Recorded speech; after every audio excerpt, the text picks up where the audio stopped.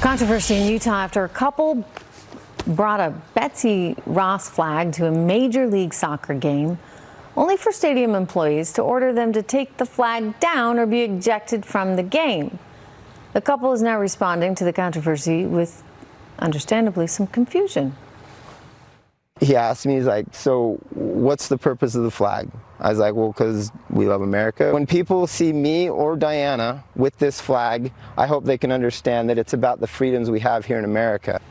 Okay, this of course follows Nike pulling its Betsy Ross themed shoe in July after former NFL player turned activist Colin Kaepernick reportedly found it offensive. Joining me right now to react to all of this, presidential historian Doug Wead. Hi, Doug. Hi, Trish. Tell me about the Betsy Ross flag. Take us down the path of history here. Explain its origins. A lot of its origins are oral history and haven't been able to be completely documented. And a lot of it comes from Betsy Ross's family. But the idea was, and the legend was, that she met with General George Washington and said, we need to have a new flag. And it's so hard to sew the stars in. There's too many points on the stars. So she came up with the new star that was used on this American flag. And it was one of the very earliest and first flags of the United States of America. So important, right, to our country, important for tradition.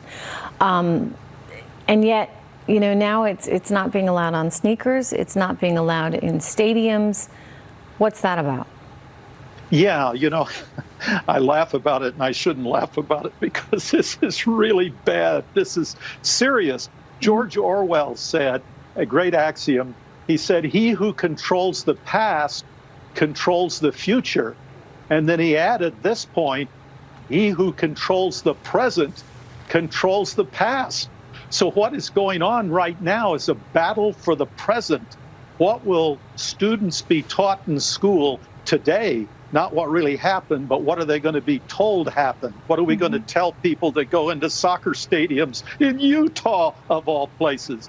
So the battle right now between the left and the right is who controls the present.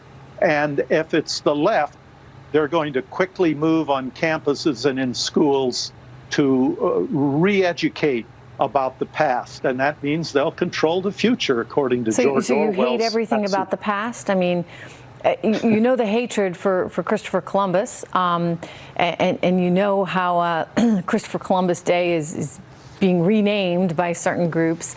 You know the hatred for so much of what has made our country what we are today, right? I mean, now there's a lot of hatred directed even at our founding fathers because, you know, unfortunately, and these were the times that they lived in, some were slave owners. And so now they're being effectively blackballed. I mean, why can't people also, like, put things in context, right? Yeah, but they can't. I mean, there are celebrities who are right now being punished for something that they wrote 2 years ago. So what chance does George Washington have? So yeah, because he can't defend himself. We don't see these people in our context. We see them in theirs. But we've talked about this before. The fact is there would be no Barack Obama without Abraham Lincoln, who didn't free all the slaves. He left 1 million in bondage. And there'd be no Abraham Lincoln without George Washington, who owned slaves. You take each step. There'd be no George Washington without the Magna Carta. So each step that these people have taken towards freedom throughout the history of the world need to be celebrated, in their important steps. And none of them are perfect, but by today's standards, some of the people who are throwing accusations are going to be criticized in another year or two. We'll have to shun them. Oh, my gosh.